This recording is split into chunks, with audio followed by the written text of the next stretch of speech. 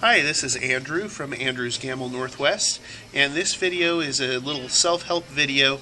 If you've got a machine that has a screeching sound as you're quilting and you're wondering what is this horrible metallic screeching sound, there are sometimes that the oil groove on the bearing will pull in some of the grease from the gears, and when that happens, the grease blocks the oil.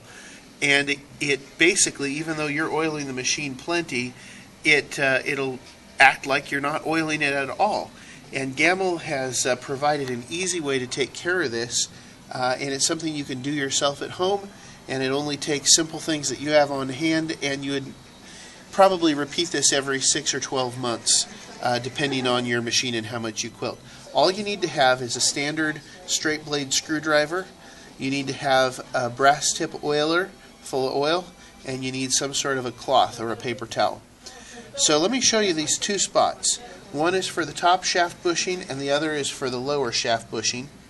These screws are special. You can identify it right away that it's a special screw because underneath the screw there's a little rubber O-ring that keeps the oil from leaking out. So when you take the screw out, you want to also make sure that you don't lose the little rubber O-ring. And so I'm going to put these two together and set them off to the side. The way to clean out this bushing is really simple. You just take your cloth here to catch the oil, you take your brass tip oiler, put it all the way down into the hole, and go ahead and squeeze some oil in. And at first the oil will come out dark, and you want to keep flushing that bushing until the oil runs out clear. Go ahead and wipe it. And then I'm going to take this screw with the O-ring and put it back into the hole. Be careful you don't cross thread it. When you go to tighten the screw, you don't want to go tight. You want to get it just until it touches the O-ring and a little bit more. If you tighten it all the way down, you'll squish the O-ring out and damage it and have to go to the hardware store.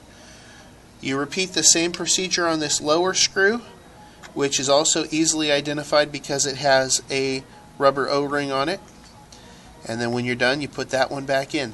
If your machine has this issue, it's just a little procedure that you'll do every 6 or 12 months and no more screeching.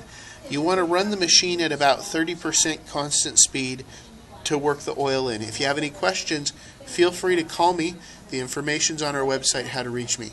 Thanks so much. This has been Andrew from Andrew's Gammill Northwest. Happy quilting!